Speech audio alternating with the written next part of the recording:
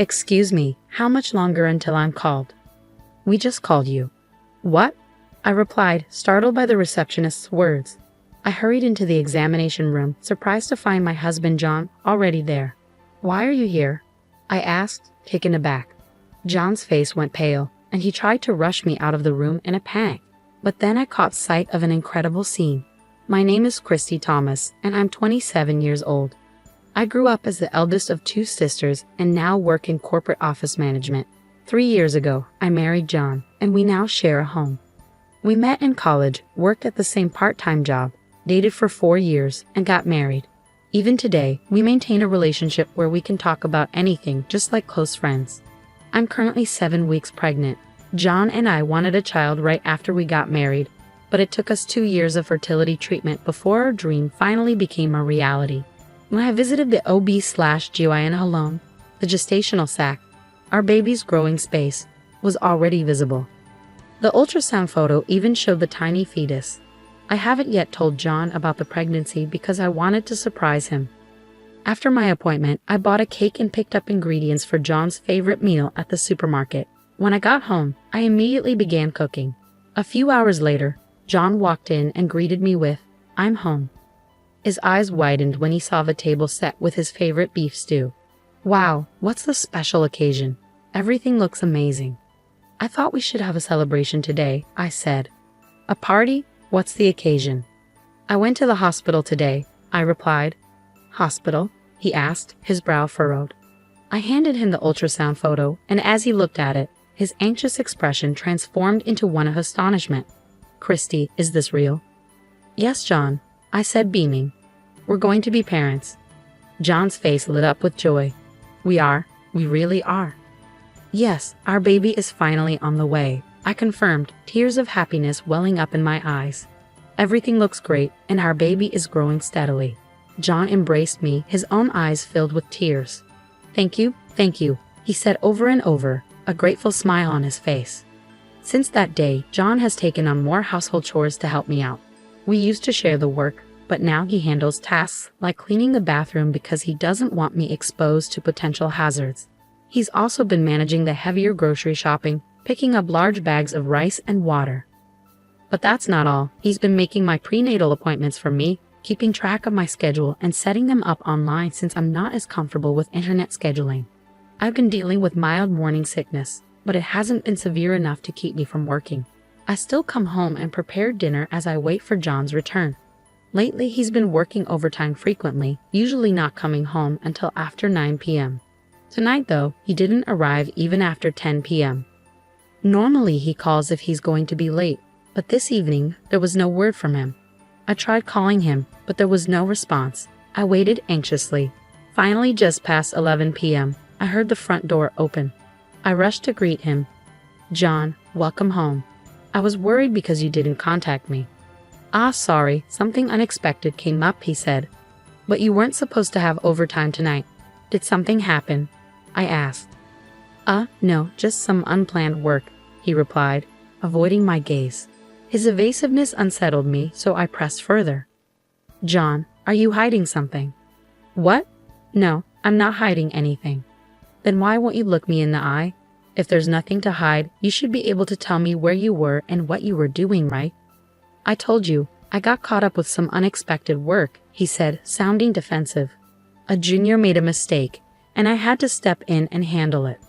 Even so, couldn't you have sent me a message like you usually do? I texted you several times and even called. John, normally so composed, raised his voice at me, his expression one of frustration. This was the first time I'd seen him like this, and it startled me.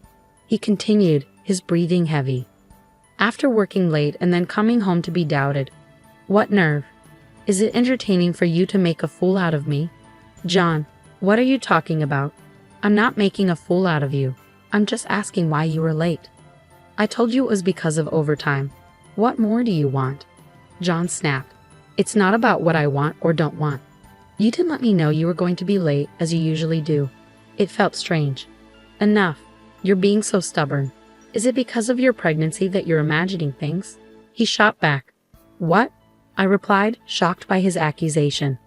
Listen, Christy, when you give birth, you won't be able to work. So who do you think will support us? Me, right? John continued, his tone dismissive. If you want me to provide for us, stop interfering with my work. He left abruptly, tossing his suit jacket aside and heading straight for the bathroom. After his bath, he shut himself in our bedroom. I stared at the untouched dinner I had prepared, an overwhelming mix of emotions washing over me. Why would he say such hurtful things? All I did was express concern that something felt off, yet he called it delusional. From that day on, John treated me coldly. It became a regular occurrence for him to come home in the early hours of the morning, while his usual 9 p.m. arrivals grew rare. Amid all this uncertainty, my pregnancy progressed. John, who had once been a helpful and supportive partner, now did no household chores, leaving everything to me. The burden of managing the house while trying not to strain my body began to take its toll on me. Eventually, the pressure of handling everything alone became too much to bear. I called my younger sister Karen. Hey Karen. Hey sis, it's been a while. What's going on? I had a bit of a disagreement with John. Really? You two are just like the saying, the more you argue, the better you get along, aren't you? My sister Karen is 3 years younger than me and works in the fashion industry. We've always been incredibly close and have been described as two peas in a pod. During my dating days with John, she was my go-to for advice, and she's an irreplaceable part of my life. That day, she listened to me vent for almost an hour. Talking to her eased my mind a little. I was in the 17th week of my pregnancy, and my belly was starting to show. Feeling stable and healthy, I returned to work as usual after my lunch break. But just as I was about to begin my afternoon tasks, something unexpected happened. I felt a sudden, unfamiliar twinge in my belly. The discomfort lingered, and my thoughts immediately turned to the safety of my child. Anxious, I left work early and rushed to the women's clinic I usually visit. Normally, John would handle making appointments for me, but today was unexpected, so I didn't have one scheduled. It seemed I might have to wait a while for a checkup, but the thought of going home in this state made me uneasy. Prepared for a long wait, I explained the situation to the receptionist. Excuse me, I'm Christy Thomas. I've been experiencing some mild abdominal pain for a while now. Please wait a moment, Ms. Thomas. I don't have an appointment today because this was sudden. Let me check. Oh yes, you're Christy Thomas, right? You're 17 weeks pregnant. We do have an appointment for you. Please have a seat over there. Okay, thank you, I said, following her instructions. I found a seat in the waiting room and pulled out my planner from my bag to check, but there was no appointment scheduled for today. Since the incident, things had been tense between John and me.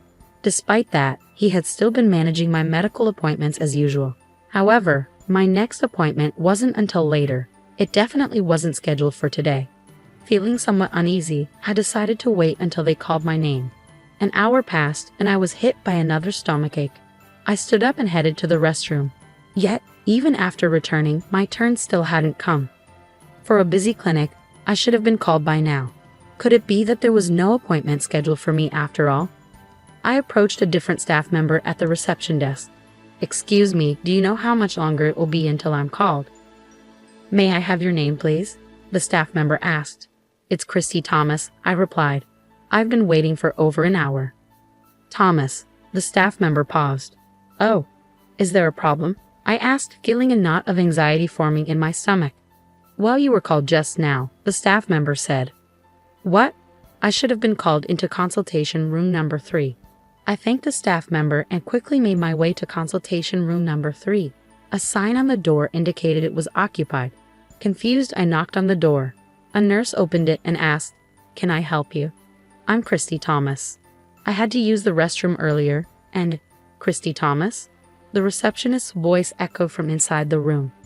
I had already been called, but the sign on the door said in consultation, so I assumed someone else had entered. Wait, you're Christy Thomas? The nurse asked, looking puzzled. But there's already someone in the room with that name.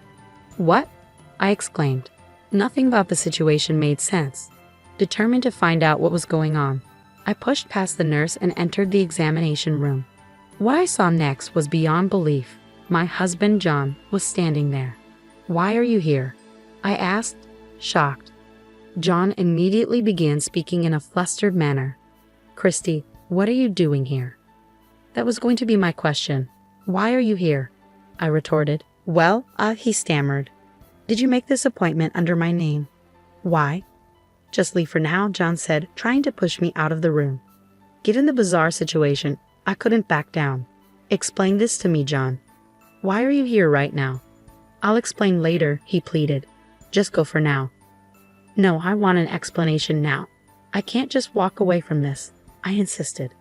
As I argued with John, the doctor, who had apparently just returned from an internal exam, came back looking puzzled. Wait, Christy, the doctor said, his eyes widening in confusion. What are you doing here? I just got here, I replied. Then who did I just examine? The doctor asked. As the doctor spoke, the door to the examination room opened and my sister Karen emerged. Karen? I gasped, stunned. I was utterly bewildered by what was happening. Why was Karen here? Oh well, Karen stammered. Her hesitation only fueled my growing frustration. Why is the appointment under my name, and why did you just leave the examination room? The doctor, who had been observing the scene, stepped in. Mrs. Thomas, I apologize for the mix-up.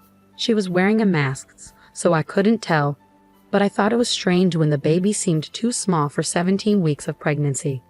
It was no wonder the doctor had mistaken Karen for me. We looked so much alike, and the mask made it even harder to tell us apart. Doctor, the woman you just examined is my sister, and the man over there is my husband, I explained. What? So you mean the father of the baby I just examined is? The doctor's sharp gaze shifted to John, whose face had gone pale. In that moment, I finally pieced everything together. John, Karen, I need an explanation from the beginning. Whether they had resigned themselves to the situation or not, they slowly began to speak. According to them, they had been in a relationship for about a year. While I was struggling to conceive and undergoing fertility treatment, they said they succumbed to temptation. When my pregnancy was confirmed, they were initially happy for me.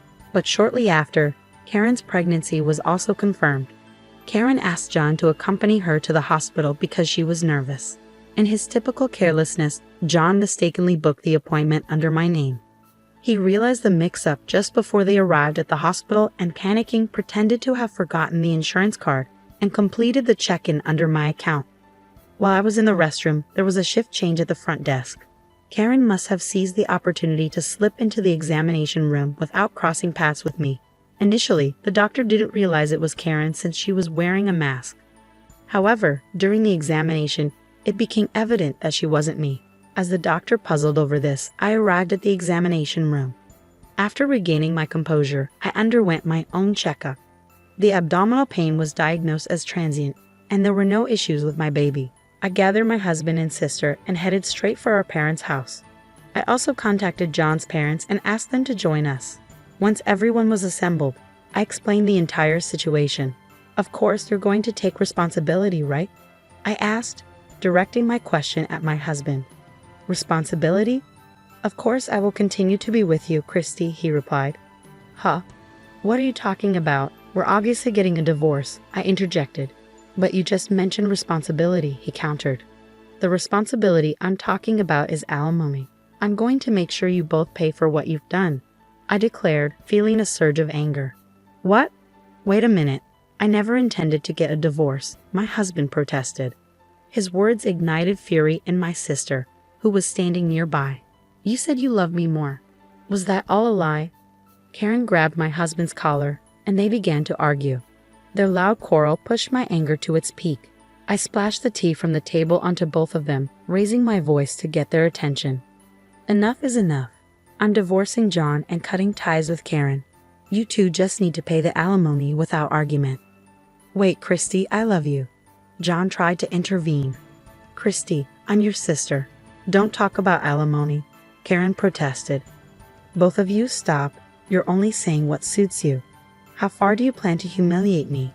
I'll collect the alimony by any means necessary, even if it means sending you two to hell. If you understand, get out of my sight, you scoundrels. At my outburst, they both fell to their knees, pleading for forgiveness. Please forgive me, Christy, John begged. I also beg you, Karen added. But it was too late. Their actions were unforgivable, and I had no intention of pardoning them. After that, my husband and I divorced as expected. I blocked Karen's contact information and severed all ties with them.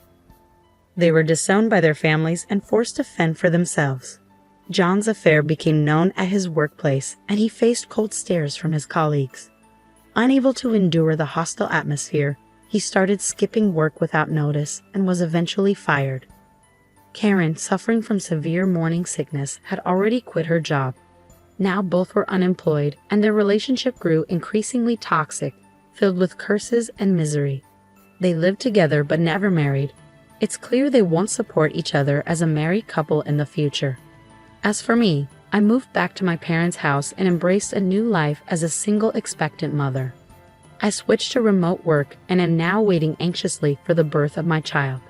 Though I fear raising my child without a father, I am determined to pour all my love into my child and raise them the best way I can.